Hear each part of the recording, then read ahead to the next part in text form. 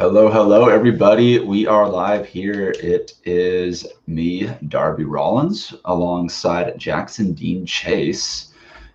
Super excited to have Jackson on today, streaming out to you guys in Jarvis Underground and the Jarvis Insiders Club to kind of talk a little bit about his experience with Jarvis so far. He announced about a week or so ago that he went through and wrote a book in just about 3 days with Jarvis in a topic that he was not familiar with. And so just kind of want to open up the floor to just talk a little bit about Jackson here, kind of your process with that, and learn a little bit more about you as an author.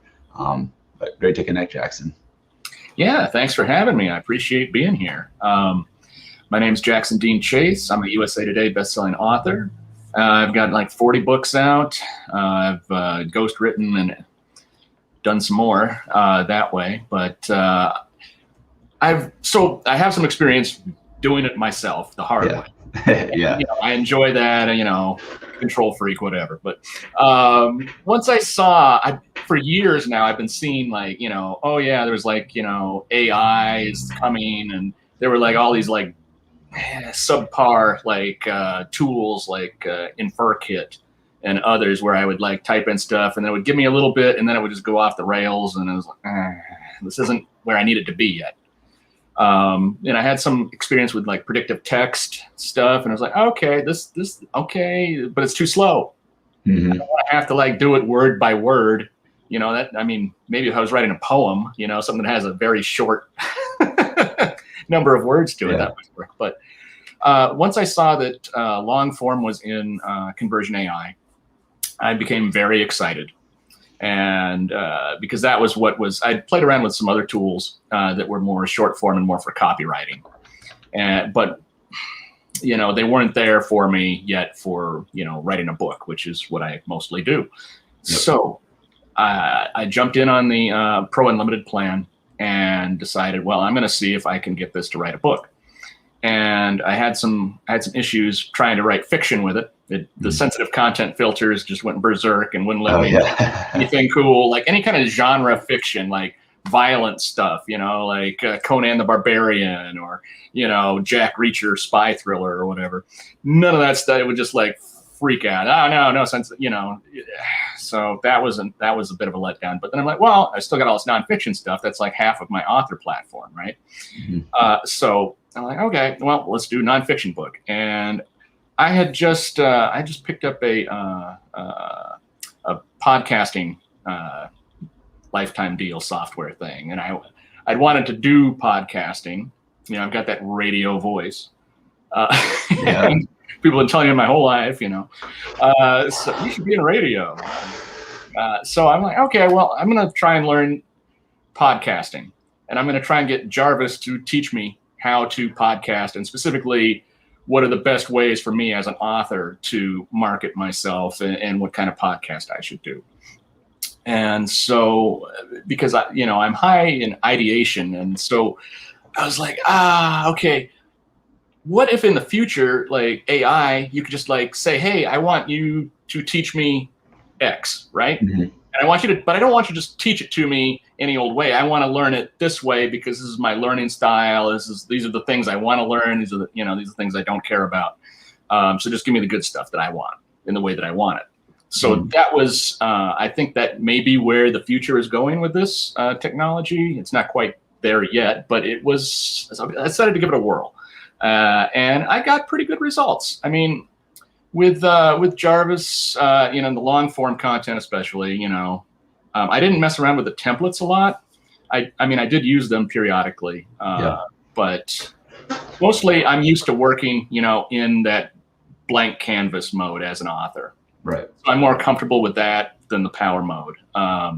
So I would just, click generate. I'd import my outline in first, that I created another software, and I bring that in, and then I would like get Jarvis to flesh out the outline as much as possible, and then it would inspire me, and then I would like type in some stuff, and then I would like, okay, Jarvis, now it's your turn. So yeah, overall, I would say it was pretty good. It was pretty effective. I mean, even though like maybe half of what Jarvis gave me, I had to toss. Yeah. When I'm just hitting a button and it gives me 500 to 600 words. Sooner or later, I just hit the button enough times, it gives me what I want, or I just tweak things just a little bit to get it back on track, and then I hit the button again, and then boom, I'm good to go. So with unlimited, thankfully it's not a credit system. I don't like any kind of credit system because I don't know, how fast I'm going to burn through those. So on that note too, for everyone that is here right now and going to be watching this recording today, Conversion AI just announced that they reopened the Pro Unlimited plan. That's the biggest benefit for me too, is not having to worry about counting your credits, because Jarvis can give you some really good stuff, and then he can give you some really kind of off the wall stuff too. But everybody here that's watching, I see we got a few people in live. How's it going? Go ahead and comment on the live stream where you're at. Say hey. Happy to have you here. And one thing that kind of going through the long form now that we're really using, like the next level of this tool, Jackson, is what you mentioned was you imported your outline, and so you're not building your outline, which is something that some people do, using kind of the blog form post. Would you just talk a little bit about like what your process is as an author of over 40 books in putting together an outline to set yourself up as you start? Yeah, I was a pantser, and hardcore plotting was just like not the kind of thing that my brain would wrap around. I've morphed into more of a plantser, where I'll do like a cocktail napkin kind of sketch outline, just a few things. Okay, I make sure I got this and this and that, and then I go. With something that I just discovered was another LTD tool called PostPace, which builds content briefs, and it scrapes like the top 20 Google ranked pages, and then it also and Quora as well, and it tells me like everything I need to know, and then I just click on all the stuff, all the headlines from all these different top 20 things in the Quoras, and build my own custom outline that way. And so that's what I did with this this book that I wrote with Jarvis. Is I did the outline in PostPace. It was called a content brief there, but I'm like thinking, I could just use this as an outline / table of contents for my nonfiction book, because it's the same thing basically. So boom, did that. That made things a lot easier. I've never had a outline that fleshed out before. Normally I just kind of intuitively, I'm an expert on any subject I've written about before. So I would kind of intuitively, go along and build it out as I went, But now that I have this other tool, now I know exactly what people want to know, what they're asking about. So that makes it a lot easier, less writing in the dark, or based on just what I think people want to know about. Yeah, I know PostPace was a tool that I hadn't been aware of until you posted about it. And so I've done a little bit of digging into it. It looks like a really, really useful tool for that outlining process. Yeah. And something that we've been working with, and like using Jarvis to just kind of brainstorm ideas on outlining, as well as using that blog post outline tool to get ideas for what might a step-by-step breakdown of a topic is. Definitely going to be diving into that tool, and just in general, like doing research, right? When you're going into writing a book, is so critical at the beginning, right? You've got tools like PostPace. I think Answer the Public is another really popular one, where it just curates all the different questions that are out there. And then even just looking at books on Amazon, right? I would love it if it could scrape the table of contents for, bestsellers in whatever genre I was looking up, or category for nonfiction, and tell me what other people are writing about, and all the hot books. That would be helpful. Or scraping Udemy courses to see what people are willing to pay for. I've floated those ideas to the founder of PostPace, and we'll see what happens. I'm excited about it. It's $59 for 15 content briefs a month. You could buy a larger plan if you need more, but I don't know that the average, person who isn't an agency, would need.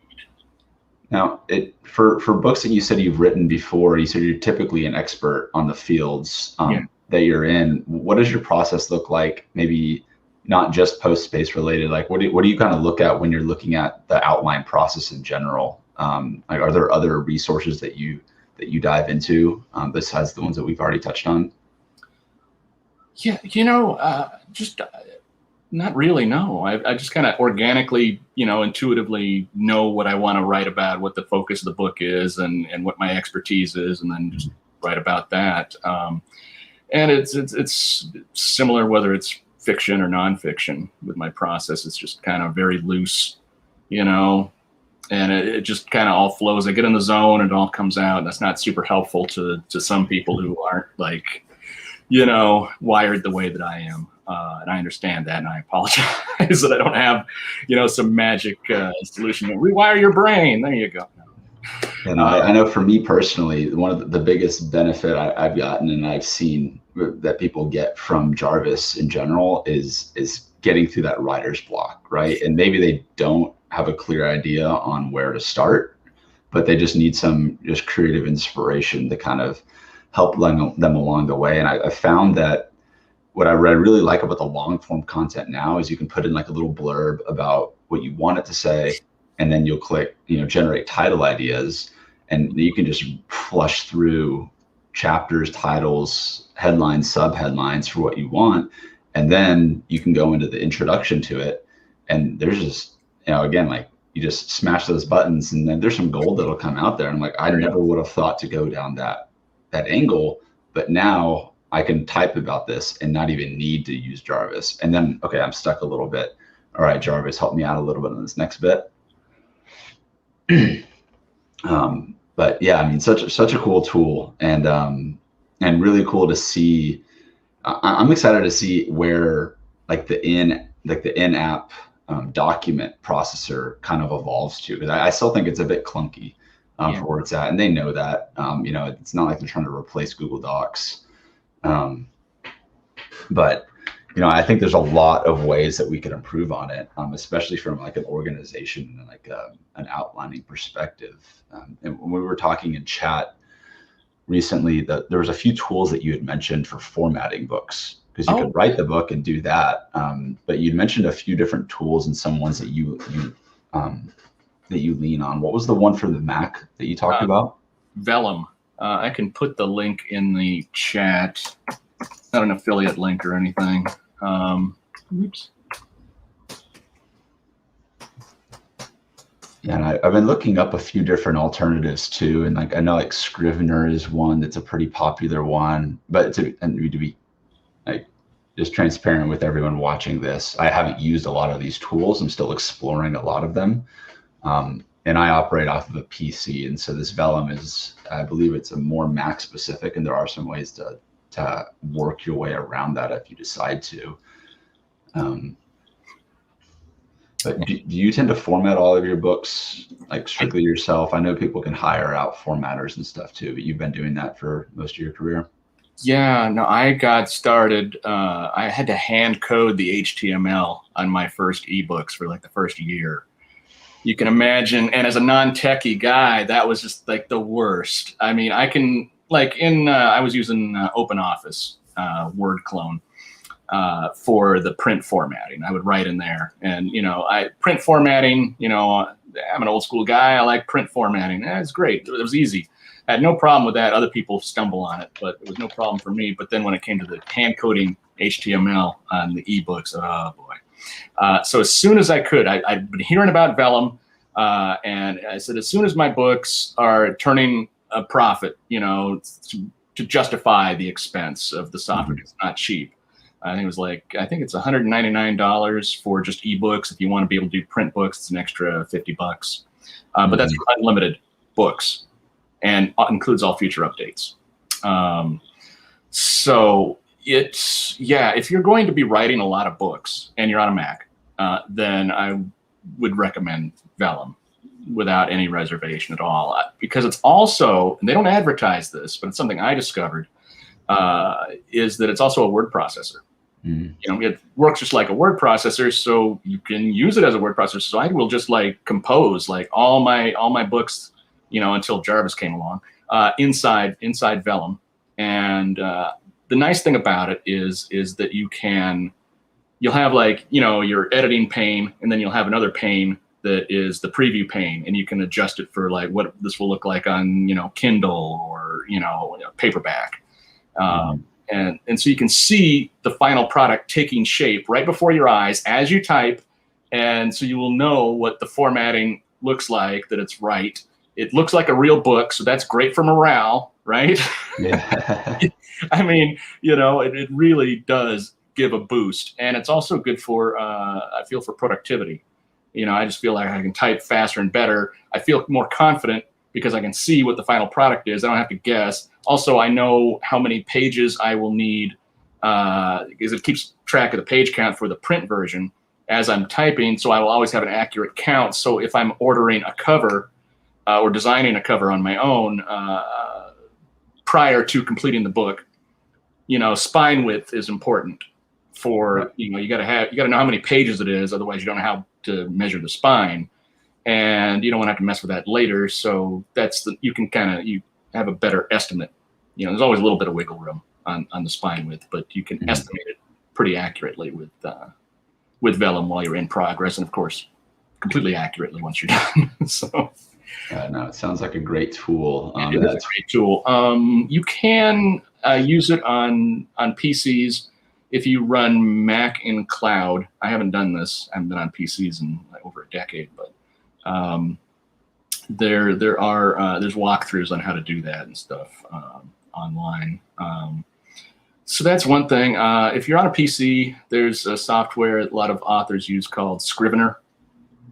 That's also available for Mac too. But you can. It'll output books for you, format them, and it's got like a nice corkboard feature where you can just like it's the old like 3x5 note card system that some authors use or screenwriters, where you just like put one scene or chapter on a note card, poof, and then build out your book that way, and then with a visual representation and move the cards around and everything, and that's nice. It's not an intuitive software for me, and it gave me nightmares with too many bells and whistles. I mean, and I'm not going to use like that stuff. So why? It's in the way. Other formatting tools for PC are Jutoh, Jutoh, Caliber, and that's with an RE and not an ER on the end. And Pressbook or Pressbooks, and and you can pay people. You can pay people like $50 to $100 on average to format your book for you. But if you're going to be writing a bunch of books, that adds up like super fast. If like Scrivener's like $40, and Vellum's $250 if you get the paperback add-on. And so if you're going to write more books than that costs, then you want to be getting in doing it yourself, I think. Yeah, I mean, you kind of get into like, especially for like first-time authors out there that are looking and seeing what Jarvis can help them do now and want to take that first step into becoming an author. You don't need all the bells and whistles right out the gate. No. I mean, I formatted my first one just on Microsoft Word after typing it out in Docs, and it's not like the prettiest book on the inside, but it got the job done, and it took some extra time on the formatting. And so like now I'm kind of evaluating more options that are out there, and one of them is like, does it make sense to work with someone to just handle the formatting? Because either I can invest in the software tools right now, which just kind of taking a look at what's out there, but I know there's some pretty cool marketplaces out there. Like I know Readsy gives access to a lot of book specific type of service providers and people that can help with the editing and things. All the different things that go into a completed book. Do you use a service like Readsy, or have you in the past, for connecting with editors and places that aren't your skill set or your strong suit? Yeah, I have not used Readsy. I am one of the few rare birds. I mean, on my first few books in my first few years, I did hire an editor, and I hired the most ruthless editor I could find. And I mean, at one point I walked in on her, and she was hunched over her desk with a pair of scissors and Scotch tape and all of her red ink pens, and she was cutting apart my manuscript and taping it back together again after reordering it. And after over the initial like, oh my God, what are you doing? and I read it. I'm like, oh crap, she's right. I totally like went off on a tangent here. This like you got to keep everything about one thing together and not like go, I'm going to talk about this and then oh yeah, and this other thing and then oh and then back to this. No, don't do that. And so that was the most hardcore way that I could learn that. And some of my other bad habits that she broke me of. So yeah, I'm not saying that new authors should forgo editing. Some of us, if you are subjected to that kind of, I don't know if abuse is the right word, because it was, I mean, I'm grateful for it, but it felt a little abusive at the time. But I now self-edit, and I've been self-editing for years, and a lot of self-published authors do that. I wouldn't say it's the majority, but there's a significant chunk just because of the time that is involved in sending stuff back and forth and the expense that's involved and everything. I actually happen to love editing. A lot of authors hate it.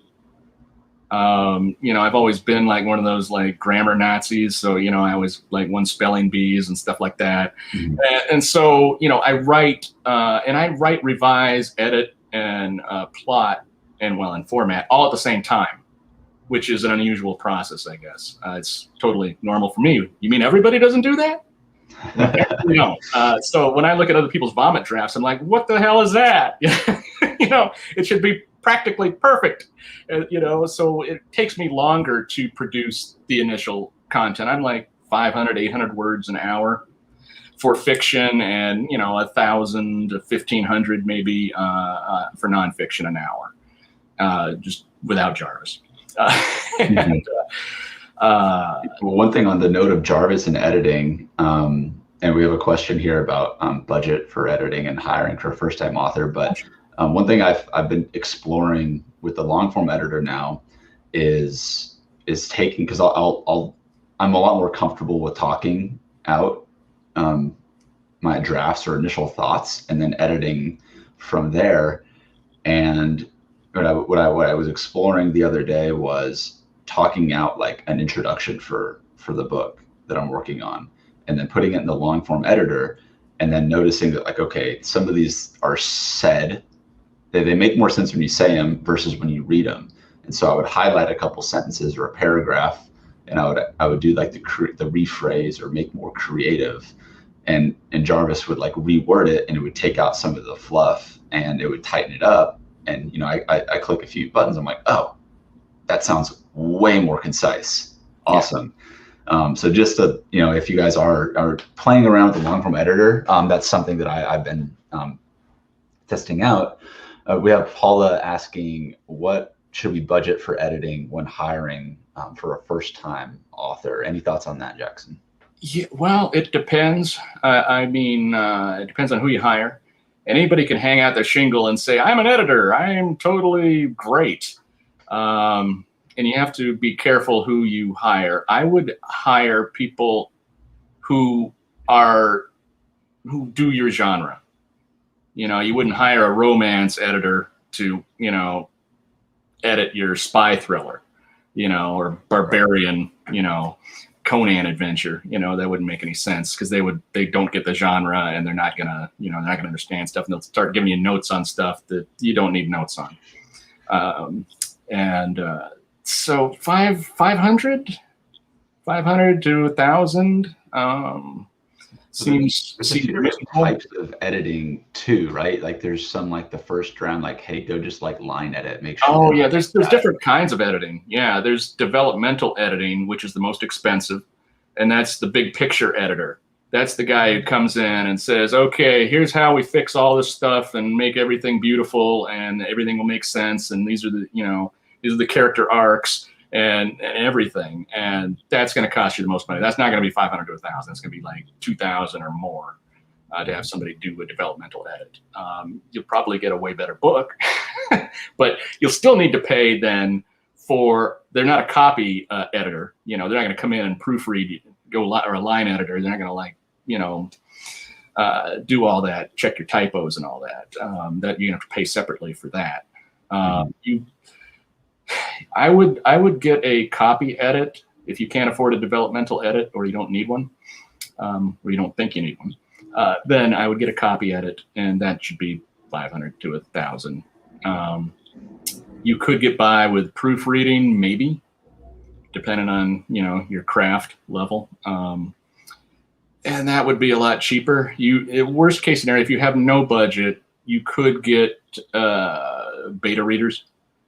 And these are people who are, they're going to read your book and they'll give you notes and they'll check your typos and all that. But, they're not trained editors. They don't have, so they may tell you, oh, this is misspelled, but they just don't know that it's actually correctly spelled. And, you get all kinds of like extra notes and stuff that you didn't ask for or particularly want. Mm-hmm. So it can be who knows what you're going to get with the beta readers, but they can be helpful. Especially no money, and early in the project, you don't want them like messing around with your stuff like late in the game. When you're late in the game and you've gone through everything, the only thing that I use is an ARC team, that stands for Advanced Reader Copy. It's also known as a street team. And these are a select group of like super fans, basically, who will read the book and catch those last few errors that I somehow missed. And that's like, I don't know, 12 to 20 goofs after I've already gone through it myself as with my editor hat on. So, I mean, there's definitely stages to the evolution of a book, from obviously blank page all the way to published. And, the thing that we really encourage people to get through, especially going through these 7-day challenges that we'll run every few weeks, every month or so, using Jarvis, is like, what's the MVP, the minimum viable product, or if you want to call it minimum viable book, that you can take, that you can print, that you could submit to those beta readers, to those advanced readers, so that you can just get that real legitimate feedback, right? And I think a lot of the editing, to Paula and just in general, it's a lot of it's going to depend on your level of like grammar competency, and is a lot of the things that go into just like the English language, if that's where you're writing. And if English is your second language and you want to write a how-to book to launch on Amazon, and you might have a lot more grammatical things to go back and work through, right? But if you're a very competent writer, if you're someone like Jackson, who's done this for years and really understands their process, probably not going to need as much work on that front, especially if you're able to kind of look at it through that lens of editing. But I also know some people that just would rather shoot themselves in the face than read through and edit their stuff 15 times and do it. And so investing in an editor, might be the way to go. It just depends, I guess, how much scrutiny do you want? Well, yeah, that's the thing, is like, when you're first writing, all these words are so precious, I can't kill my darlings. You need to kill them all. Mm-hmm. And that's what a lot of new writers don't get. And I was one of them, and to a degree anyway. There'd be that initial shock, and then I'd have to process, and then I go, oh, I get it now. They were right. This is wrong. Mm-hmm. But it's going to be different for everybody. Yeah, but and to the point, it's like, so many people will never get to the point of even hiring an editor because they'll never take the step to writing their book. Yeah. And just getting your first book out, like, who cares if it's crap? Like, you went through the process and you did it, right? Yeah. One book leads to two, leads to wherever you go with it, and you only learn by the experience in this case. Yeah, I agree with that. If you don't do it, how are you going to learn? How are you going to learn what works and what doesn't work? You can learn just as much from your mistakes. I learn more from failure than I learn from success, and I think that's true for everybody. Mm-hmm. You have to not be afraid of the failure. You have to see it as, okay, this is an opportunity to learn what not to do. And so by learning this, especially now, then I won't make this mistake in the future. And then my future books will be more successful. It's a process. Yeah, and I know with the future books, we're doing a lot of nonfiction, here in the Jarvis Underground community, but I think we're on the cusp of some pretty cool fiction pieces of work coming out. I don't know when we'll be able to like really tap into like the story arc and the flow of it. And I don't think it's going to be anytime soon at the time of like this conversation. But when you're going about a fiction book specifically, there's a lot of character development that a tool like Jarvis just isn't going to understand right now. It's not going to understand that this person's going to react to this person this way because they said something 15 chapters ago. Right. It doesn't have the memory capacity to remember that far back. Yeah. And so, I don't have an answer for it, but I'm really, really going to be curious as to what sort of fiction books do come out of this. And because I've played around with the creative story template a bit, and you can kind of move it along. It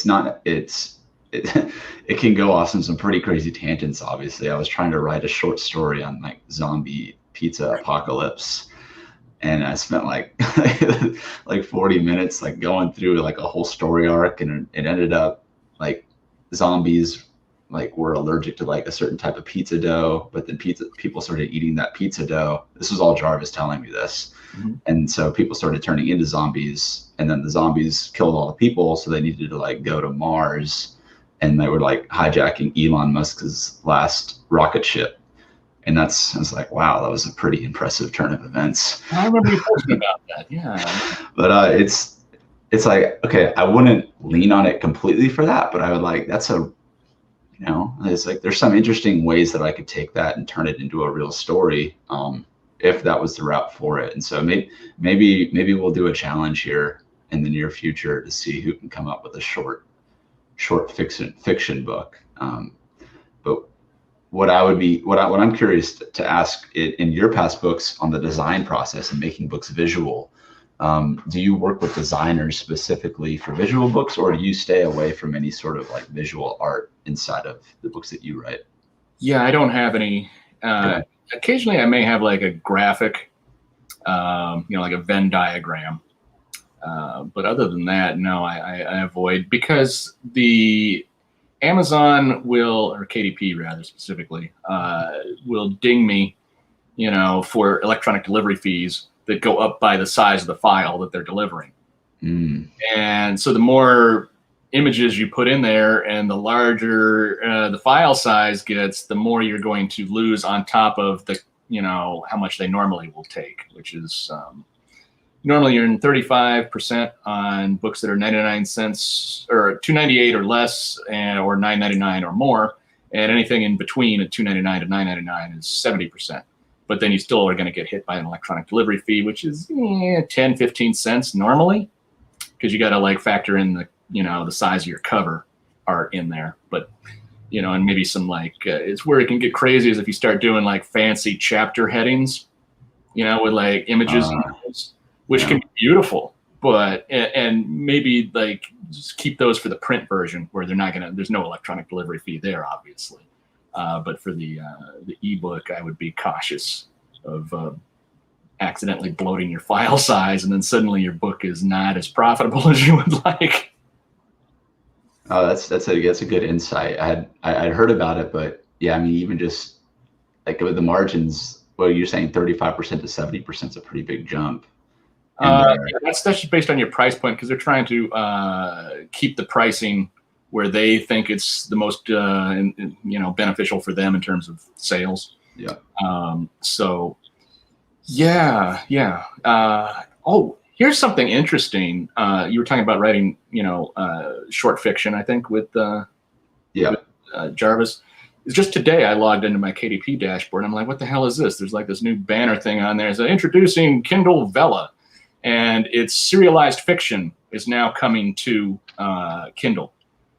And so you'll be able to, it's going to be like a British Patreon Wattpad killer, where you can take new, original, never before published content and serialize it in chunks, and users will pay for it with a credit system. They have to buy X number of credits, and they spend X number of credits to read each chapter. Yeah. Amazon's a big fan of having like the series. That's where a lot of people go wrong, is if you have a series, you can, like the Amazon ads or Facebook ads or whatever ads you're paying for to direct traffic to your book page, If you just have one book, it's a dead end. Even if you have multiple books, but they're not in a series, it kind of dead ends people at that page. And so your ad could be like operating at a loss, and it's a loss. But if you have a series, people will then go on and go, oh, auto buy, binge read, boom, boom, boom, boom, boom, clickety click, and buy the rest of the series. And then it's okay to take a loss on the ad that goes to book one because you're making up for it on the back end. Mm-hmm. And nobody, I mean, I don't want to say nobody, but hardly anybody ever gets rich off writing, one book. I mean, there's lightning in a bottle, J.K. Rowling, Harry Potter, or whatever, Stephen King, but you can't plan to be an exception. You got to plan to be like, I'm just going to be like average author. I'm going to go through the average process, and maybe I'll get lucky and maybe I won't, but there's no way to like engineer that. So yeah, you just gotta. Yeah, it's. I mean, in the series approach, when it comes to like really leveraging the KDP platform, is a definite. It's definitely a model that has been proven to be successful, because there's a lot of people that do make good money doing that process on Amazon, but you got to be very, as if anything, you need to be smart about your approach so that you're setting yourself up for success to leverage the Amazon platform. And then like on the flip side, if you don't want to write a bunch of different books and a bunch of different stories, and you're using your book as just kind of like a business card, like authority piece for your for your company that you're working with, or a service that you're offering, you might only need to sell a handful of them or give a handful of them to the right people. And that turns into something, again, on the back end, right? Just a different approach to where you are. And so, I'm sure you go through this process with all of the books that you're at, but like you're starting with the end in mind. You're thinking like, where is this first book in a series going to end up? You're visually seeing it, and then using your own systems and processes to make that visualization a reality. But knowing where you're going so that you're not just aimlessly writing books and hoping that Amazon will just make you rich one day. Yeah, you got to know what you're doing, and it's a process of trial and error to some extent. Do your research and see what's selling, and then emulate that.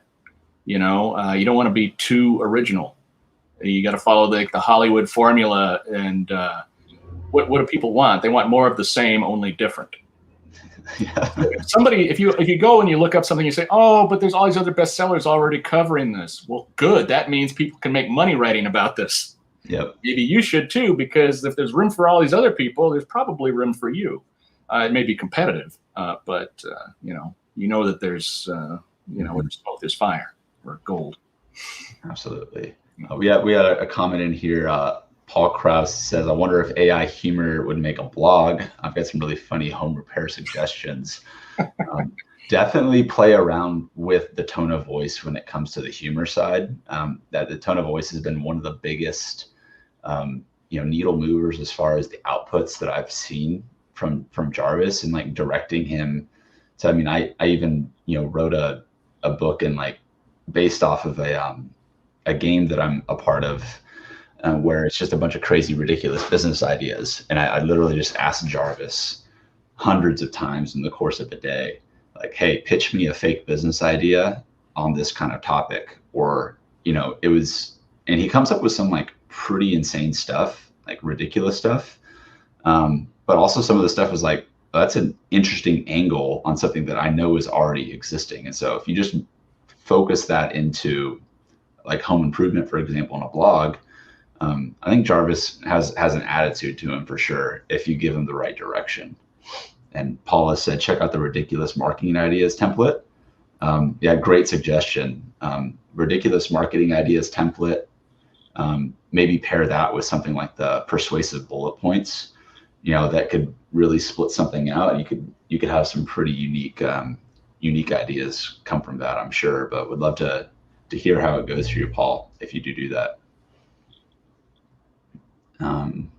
On that note, I actually have to hop here. I have another call coming from just a few minutes. Jax, I know we only had about 30, 40 minutes today, but this was awesome. This is great. I love chatting with you about kind of your process and jamming a bit on books and Jarvis. So thank you for coming on here with me and sharing sharing some of your insights. Thanks for having me. Absolutely. Everyone who did tune in live, thank you so much for being here, commenting in the wherever you're at, Facebook, YouTube. But yeah, we'd love to have more people on, just like Jackson, who are writing books. So if you're in the process of writing a book with Jarvis, and share it in the community in Jarvis Underground. And if you'd like to join us for the next 7-day book challenge, that is going to be starting on May 3rd is when we're going to be running the next one. So just reach out to me for the details on that. We'll be doing it live. We'll be having coaches come in and working with people through the process of getting that a 7-day sprint of getting a book out or making progress on a book that you're working with. So thanks again, Jackson. Pleasure to have you here. And I'll see you in the Facebook group.